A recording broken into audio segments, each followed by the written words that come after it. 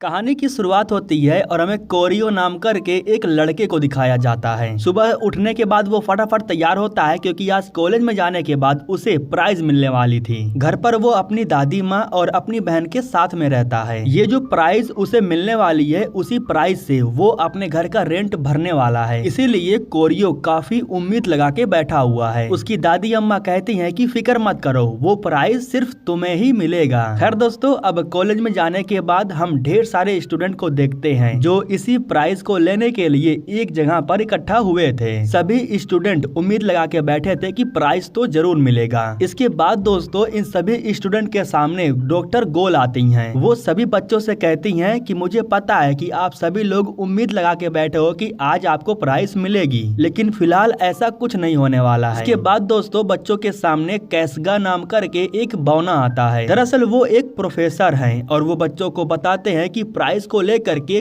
थोड़ा समझौता हुआ है। आप लोगों में से प्राइज उन्हीं को मिलेगा जो हंगर गेम के विनर होंगे। हर साल की तरह इस साल भी हंगर गेम को खिलाया जाएगा। इस गेम में जो विनर होगा प्राइज उसे ही मिलेगी। अब दोस्तों, यहाँ से जो बच्चे हंगर गेम में हिस्सा लिए थे उन बच्चों के लिए अलग अलग डिस्ट्रिक्ट से ट्रिब्यूट को चुना जा रहा था। यहाँ सीन कुछ ऐसा है कि जो लोग अलग अलग डिस्ट्रिक्ट से गेम खेलने के लिए आ रहे हैं उन्हें ट्रिब्यूट कहा गया है, और जो लोग इस गेम में हिस्सा लिए हैं उन्हें मेंटोर का नाम दिया गया है। आखिरी में जो कोरियो का डिस्ट्रीब्यूट है वो एक लड़की है, उसका नाम लूसी है और वो डिस्ट्रिक्ट 12 से है। जब लूसी का नाम लिया जाता है तब वो लाइन में से बाहर निकलती है। उसके हाथों में एक सांप था और वो उस सांप को ले जाकर के मेयर की बेटी के कपड़ों में डाल देती है। इसी वजह से जनरल लूसी को एक जोरदार थप्पड़ मारते हैं। खैर, अब कुछ समय के बाद जब लूसी खड़ी होती है तब वो स्टेज पर एक गाना गाती है और ये जो गाना था ये लोगों को काफी ज्यादा पसंद आता है। टीवी पर जो भी लोग उसे देख रहे थे वे लोग भी उसके गाने के फैन हो जाते हैं। वैसे दोस्तों, वो एक सिंगर है और गाना गा करके अपने डिस्ट्रिक्ट के लोगों को एंटरटेन करती है। जितने भी डिस्ट्रीब्यूट को चुना गया था उन्हें गेम खिलवाने के लिए यहाँ लाया जाता है। यहाँ दोस्तों हमें मालूम चलता है कि कोरियो के अलावा और कोई मेंटोर नहीं आया था। दरअसल कोरियो यहाँ पर अपने डिस्ट्रीब्यूट का स्वागत करने के लिए आया था। वो लूसी से कहता है कि मैं तुम्हारा मेंटोर हूँ और तुम्हारा देखभाल करना मेरा काम है। उसी वक्त दोस्तों गार्ड आ जाते हैं जो लूसी को लेकर के यहाँ से जाने लगते हैं। कोरियो इनका पीछा करता है और उसे जैसे ही मौका मिलता है तो वो भी लूसी के साथ वैन में चला जाता है। अब जो गार्ड थे वो वैन के जरिए इन सभी डिस्ट्रीब्यूटर को लेकर के एक जगह पर जाते हैं। दरअसल वो एक जेल जैसी जगह थी जहाँ इन सभी डिस्ट्रीब्यूट को रखा जाएगा।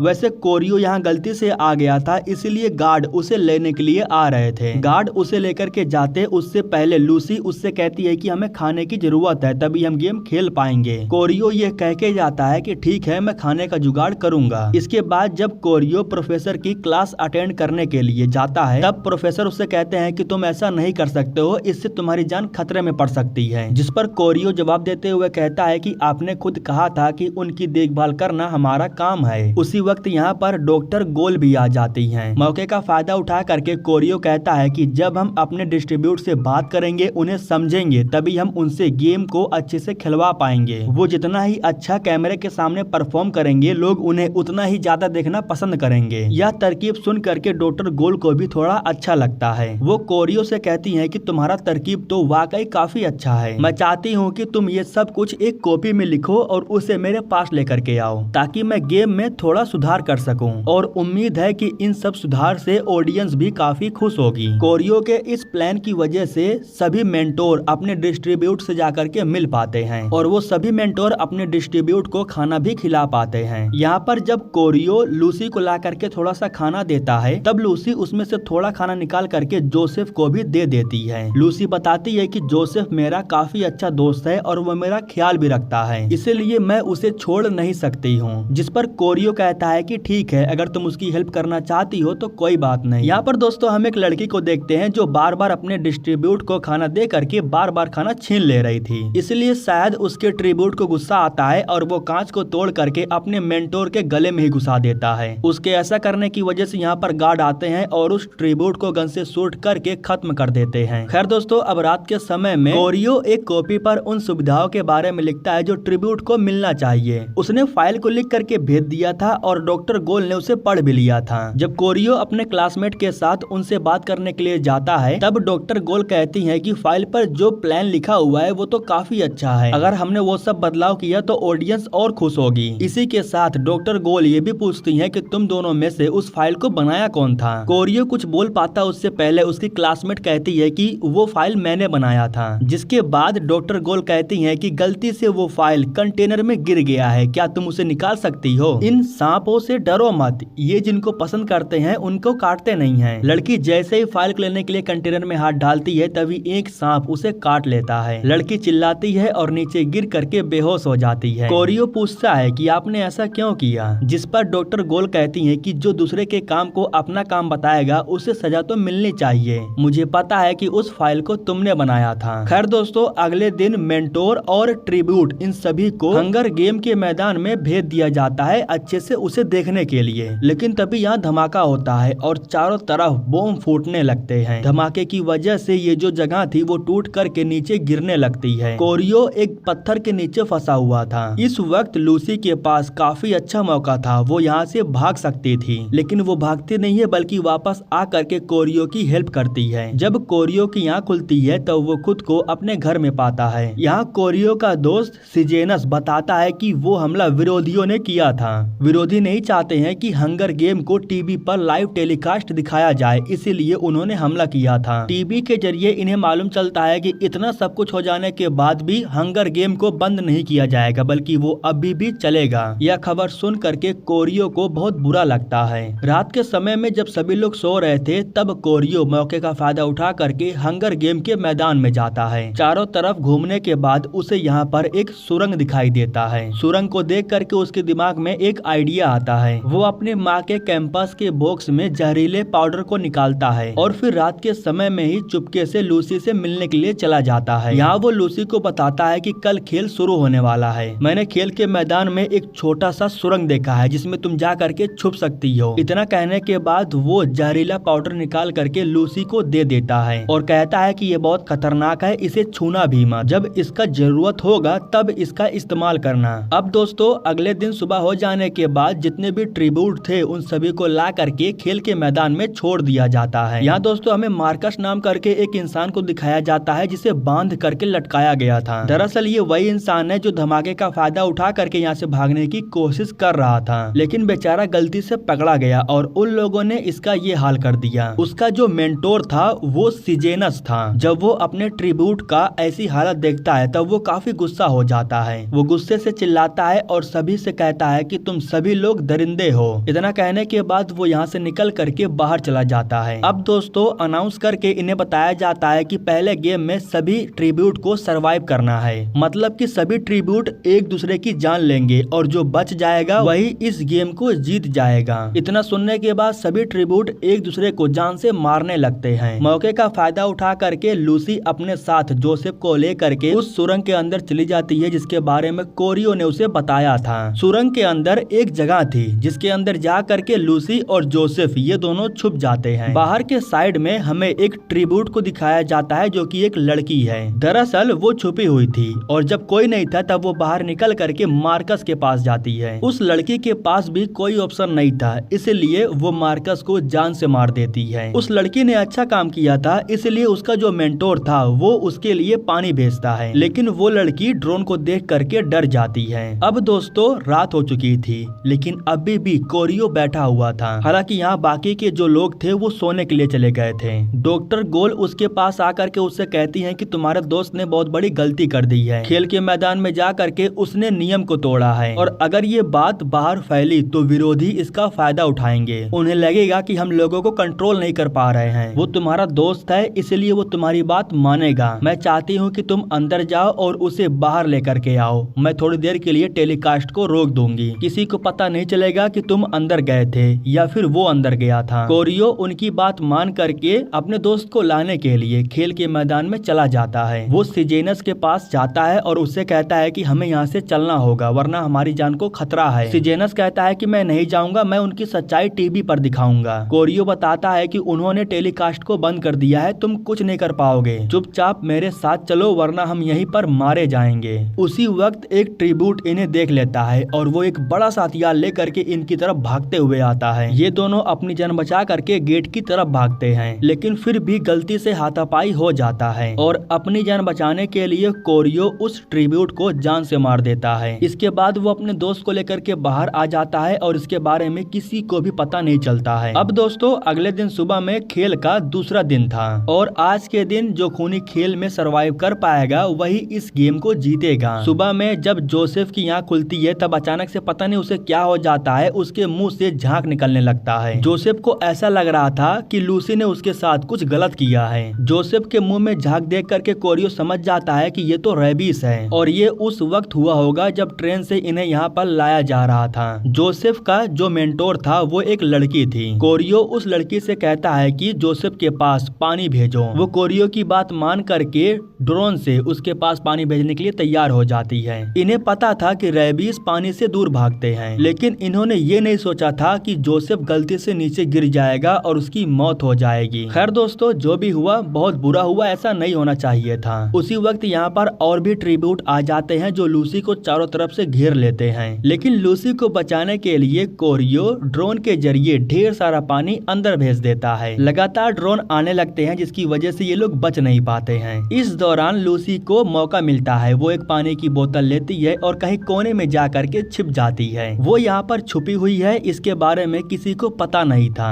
बेचारी लड़की जो ऊपर बैठी हुई थी, जब बाकी के ट्रिब्यूट उसे देखते हैं तो उसे मारने के लिए उसकी तरफ बढ़ते हैं। हथियार लेकर के ये सभी लोग दोनों साइड से ऊपर जाते हैं और उस बेचारी लड़की को जान से मार देते हैं। इस दौरान लूसी को मौका मिलता है, वो धीरे से बाहर निकलती है और यहाँ पर जितना भी बोतल पानी से भरा हुआ था सारे पानी को वो नीचे गिरा देती है। वो सिर्फ एक बोतल को छोड़ करके वेंटिलेशन सिस्टम में जा करके छिप जाती है। जैसे ही वो अंदर चली जाती है तो ये लोग उसे पकड़ ही नहीं पाते हैं। इनमें से एक लड़की उस बोतल के पानी को पीने के लिए जा रही थी, लेकिन तभी इन्हें एक छोटी सी बच्ची दिखाई देती है जो छुपी हुई थी। ये सभी लोग उस बच्चे को खत्म करने के लिए उसके पीछे भागते हैं। इस बीच एक लड़की जो कि छुपी हुई थी वो बाहर निकलती है। वो उस पानी की बोतल के पास जाती है जो लूसी ने रखा था। पानी को पीने के बाद उस लड़की की मौत हो जाती है क्योंकि लूसी ने उस बोतल में पाउडर को मिलाया था। लेकिन लूसी इस लड़की को नहीं मारना चाहती थी, बल्कि उन लोगों को मारना चाहती थी जो लोगों को जान से मार रहे हैं। खैर दोस्तों अब इसके बाद हमें दिखाया जाता है जो इनके चाहने वाले लोग थे वो इन सभी की बॉडी को एक जगह पर इकट्ठा करते हैं और यहाँ पर एक फ्लैग था, उस फ्लैग से इन सभी की बॉडी को ये लोग ढक देते हैं। इधर जो बाकी के ट्रिब्यूट थे ना वो लूसी के पीछे पड़े हुए थे। वेंटिलेशन सिस्टम से लूसी को बाहर निकालने के लिए ये लोग उसे टॉर्चर कर रहे थे। तभी मौका देख करके लूसी उस पाउडर को नीचे गिरा देती है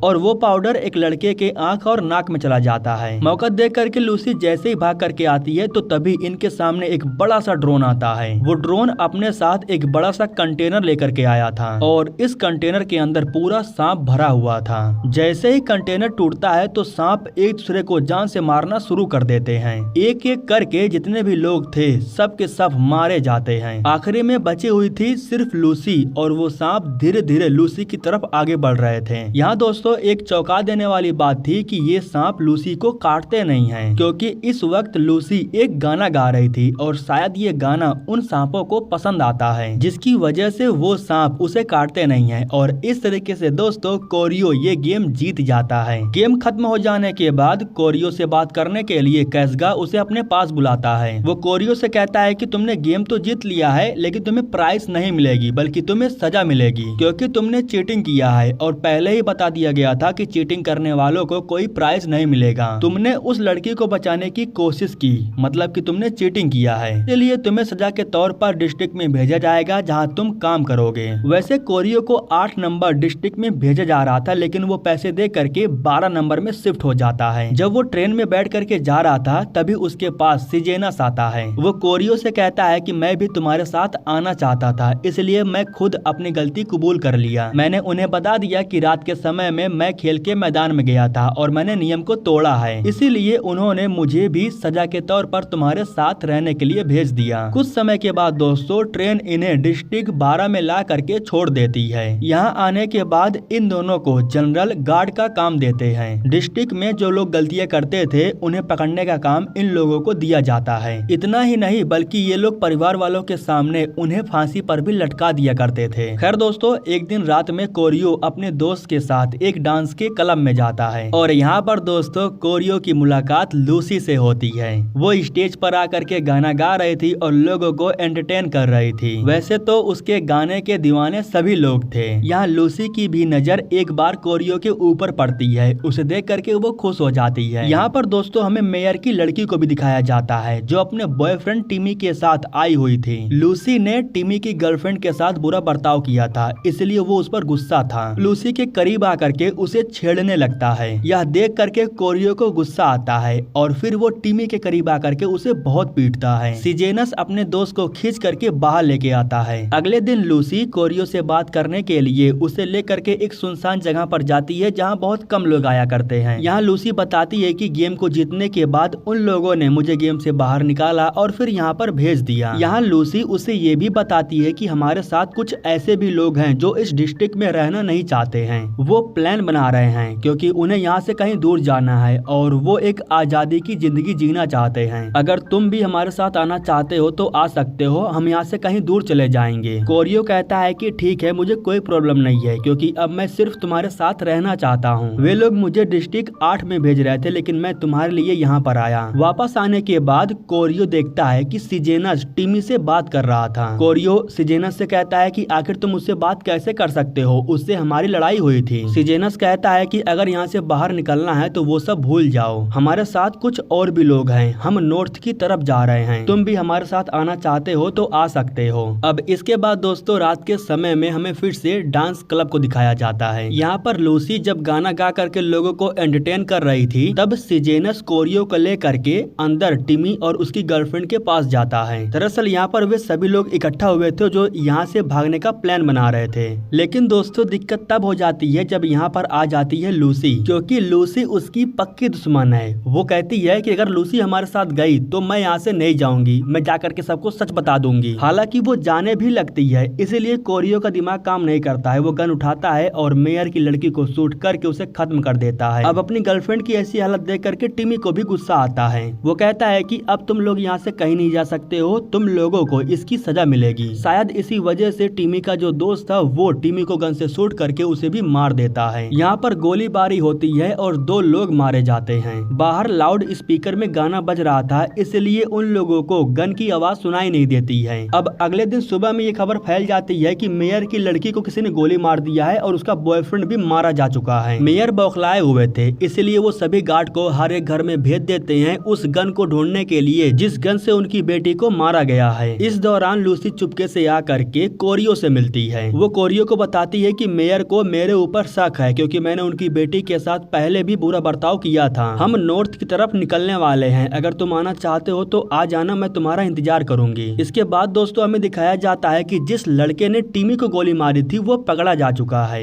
और उस लड़के के जरिए सिजेनस भी पकड़ा जाता है। लेकिन वो बेचारा मुंह खोल करके ये नहीं बताता है कि मेयर की बेटी को कोरियो ने मारा है, बल्कि वो अपने दोस्त के खातिर खुशी खुशी मरने के लिए तैयार हो जाता है। उसके चले जाने के बाद अब उसकी तस्वीर को देख करके कोरियो को काफी ज्यादा रोना आ रहा था। दोस्त को खोने के बाद अब वो यहाँ पर बिल्कुल भी नहीं रहना चाहता था। वो चुपके से उस लोकेशन पर जाता है जहाँ लूसी ने उसे आने के लिए कहा था। इसके बाद ये दोनों एक साथ जंगल के काफी अंदर चले जाते हैं। लूसी उसे अपने साथ ले करके जंगल के अंदर बने एक छोटे से घर में जाती है। यहाँ लूसी कोरियो को वो गन दिखाती है जिस गन से उसने मेयर की बेटी की जान ली है। लूसी कहती है कि इस गन को ठिकाने लगाने के बाद तुम आजाद हो। गन को ठिकाने लगाने के बाद मेरे अलावा और कोई नहीं जानता है कि मेयर की बेटी को तुमने मारा है। कोरियो थोड़ा हैरान हो करके लूसी से कहता है कि तुम ये बात किसी को नहीं बताओगी, जिस पर लूसी कहती है कि हाँ बिल्कुल, मैं ये बात किसी को नहीं बताऊंगी। इतना कहने के बाद वो खाने का कुछ अनाज लाने के लिए बाहर चली जाती है।